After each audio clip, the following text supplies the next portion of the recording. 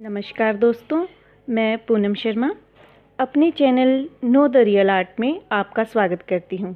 आज मैं आपको बताऊँगी एक ऐसी ट्रिक जिसकी मदद से आप एक मैंगो आसानी से ड्रॉ कर सकते हैं। वैसे तो मैंगो की ड्राइंग करना आसान है, पर ट्रिक्स की हेल्प से यह और ज़्यादा आसान हो जाएगा, जिससे हमारी ड्राइंग बिल्कुल करेक्ट बनेगी। यदि आप बच्चे हैं तो आपके लिए यह वीडियो हेल्पफुल है, और यदि आप बड़े हैं तो अपने बच्चों को सिखाने के लिए आपको यह वीडियो बहुत हेल्प करेगी। तो चलिए शुरू करते हैं।